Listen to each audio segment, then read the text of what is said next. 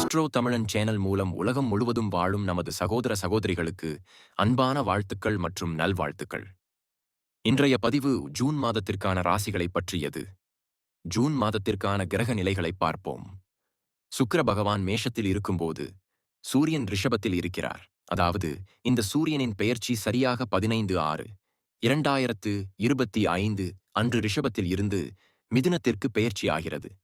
வியாழனின் வீட்டில் வசிக்கும் புதன் கிரகம் மிதுனத்தில் இருக்கும். 7/6/2025 அன்று புதன் மிதுனத்தில் வலுவாக ஆட்சி செய்யும். அதே நேரத்தில் 26/2/2025 அன்று புதன் கடகராசிக்கு பெயர்ச்சி அடைவார். கடகராசியில் இருக்கும் செவ்வாய் கிரகம் 7/6/2025 அன்று சிம்ம ராசிக்கு பெயர்ச்சியாகிறது.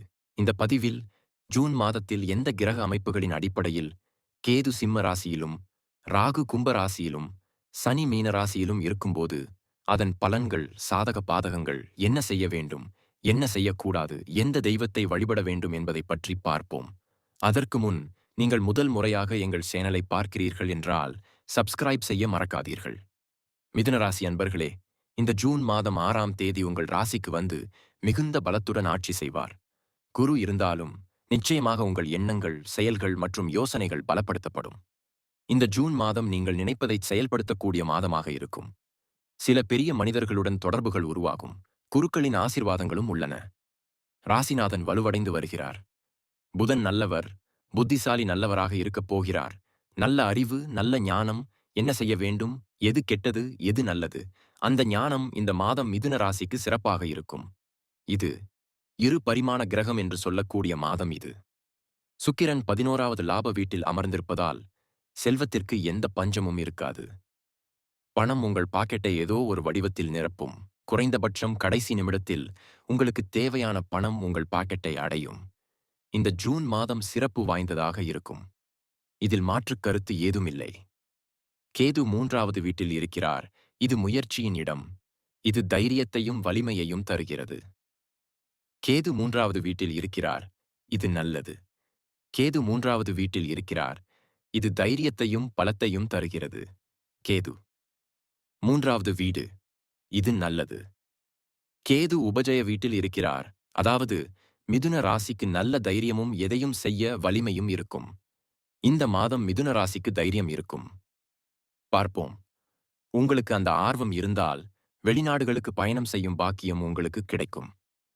கேது 3வது வீட்டிலும் ராகு 9வது வீட்டிலும் இருக்கிறார்.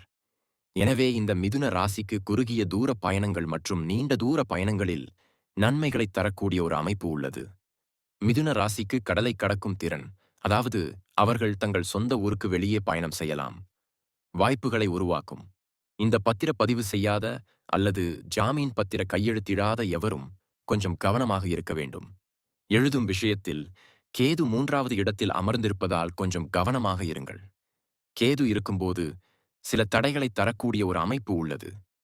இந்த ஜாமீன் பத்திர பதிவு செய்யும் போது, ஒரு பத்திரத்தை பதிவு செய்யும் போது, வீடு, கார், வாகனம் வாங்கும்போது ஆவணம் 100% சரியானது. 4ஆம் அதிபதியான புதன் பலத்துடன் வலுவாக இருக்கப் போகிறார். ஆரோக்கியம் நன்றாக இருக்கும். ஆரோக்கியம் நன்றாக இருக்கும். 4ஆம் அதிபதி வலுவடைந்து வருகிறார். ஆனால் சனி அதை பார்க்கிறார். சனி தனது சமசப்த அம்சத்தில் 4வது இடத்தை பார்க்கிறார். எனவே நீங்கள் உங்கள் ஆரோக்கியத்தில் சிறிது கவனம் செலுத்த வேண்டும். 4ஆம் இடத்தின் வழியாக வீடு, கார், வாகனம் வாங்குவது சிறப்பு. நீங்கள் ஒரு வீடு, கார் வாங்குவதை பார்த்தால் ஏன் ஏதாவது வாங்கி புதுப்பிக்க கூடாது? பழைய வாகனம் வாங்கி புதுப்பிக்க வேண்டும், அல்லது அதை ஓட்டி பின்னர் அதை மாற்ற வேண்டும், அல்லது பழைய வீட்டை வாங்கி புதுப்பிக்க வேண்டும் என்ற எண்ணம், இந்த வகையான சிந்தனை முறைகள் நிச்சயமாக இந்த மிதுன ராசிக்கு கொடுக்கும். மிதுன ராசி அன்பர்களே, சனி 8ஆம் அதிபதி என்பதை நினைவில் கொள்ளுங்கள். எனவே நீங்கள் உங்கள் தாயின் ஆரோக்கியத்தில் சிறிது கவனம் செலுத்த வேண்டும். 5ஆம் வீடு ஒரு நல்ல இடம். 5ஆம் வீடு. சுக்கிரன் 5வது வீட்டை பார்க்கிறார். ஒரு அற்புதமான நிகழ்வு. குரு 5வது வீட்டை பார்க்கிறார். ஒரு அற்புதமான நிகழ்வு. குழந்தை நன்றாக இருக்கப் போகிறது. குழந்தைகளின் படிப்பு நன்றாக இருக்கப் போகிறது. இது குழந்தை பிறப்பு தொடர்பான விஷயங்களில் உங்களுக்கு ஒரு நன்மையை தரப்போகிறது. குழந்தைகள் இல்லாமல் பல நாட்களாக அவதிப்படுபவர்களுக்கு இறுதியாக குழந்தை பாக்கியம் கிடைக்கும். இந்த மாதம் இந்த மிதுன ராசிக்கு வெற்றியை தரும் ஒரு நல்ல மாதமாக இருக்கும். குழந்தைகளின் விருப்பங்கள் நிறைவேறப் போகிறது. குழந்தைகளின் படிப்பு நன்றாக இருக்கும்.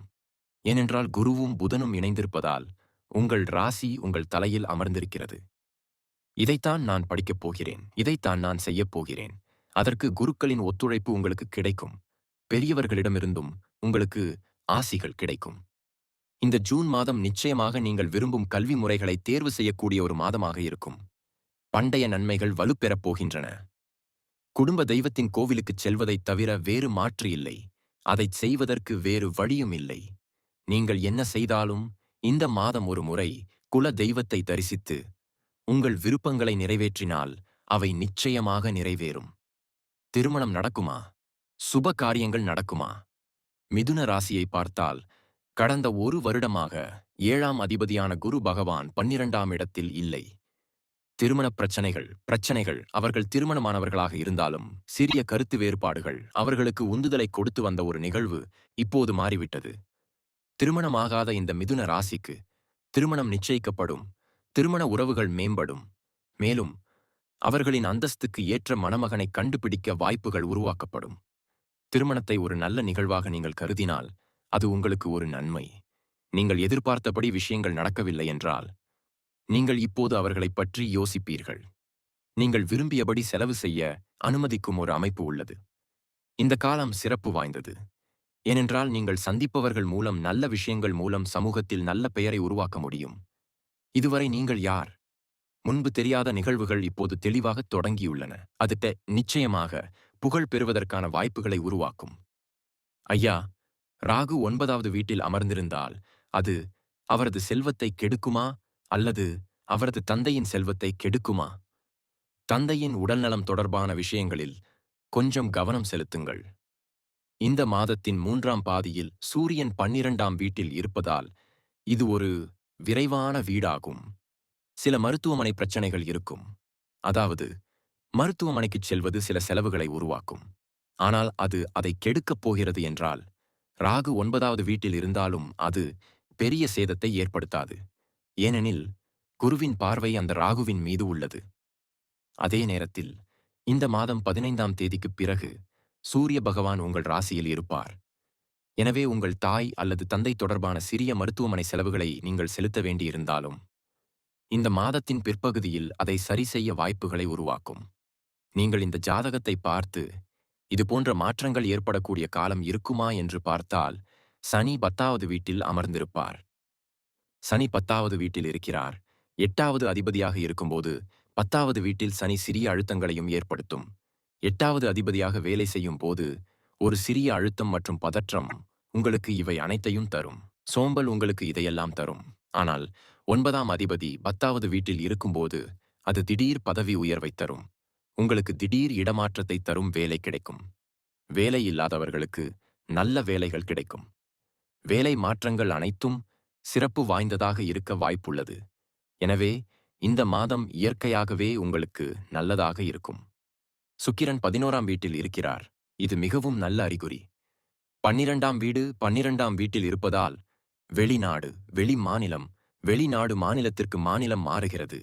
மத்திய அரசு மாநிலத்திற்கு மாநிலம் மாறுகிறது. எனவே இந்த வகையான விஷயங்கள் அனைத்தும் சிறப்பு வாய்ந்ததாக இருக்கும்.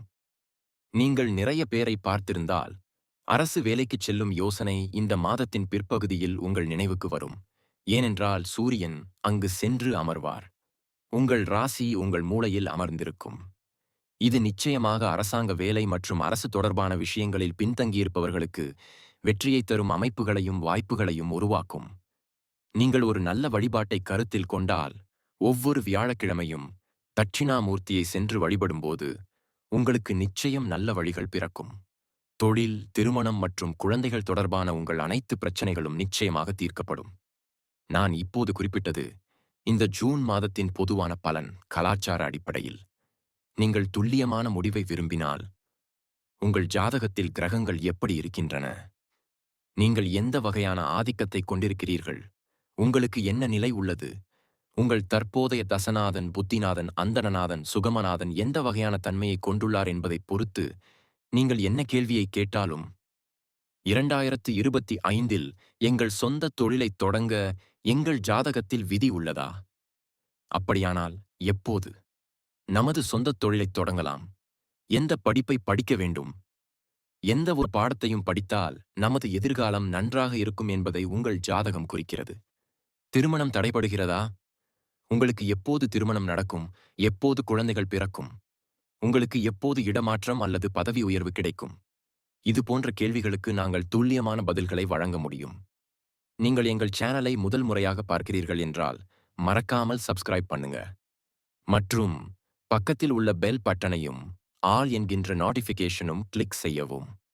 நீங்கள் அறிவிப்பை கிளிக் செய்தால் நான் அடுத்தடுத்து போடக்கூடிய பலன்கள் உங்கள் அறிவிப்பில் வந்து சேரும். இந்த ராசியை பின்பற்றுபவர்கள் அனைவருக்கும் நீண்ட ஆயுளும் செல்வ செழிப்பும் செல்வாக்கும் கிடைக்க வாழ்த்துக்கள். நன்றி மற்றும் நல்வாழ்த்துக்கள்.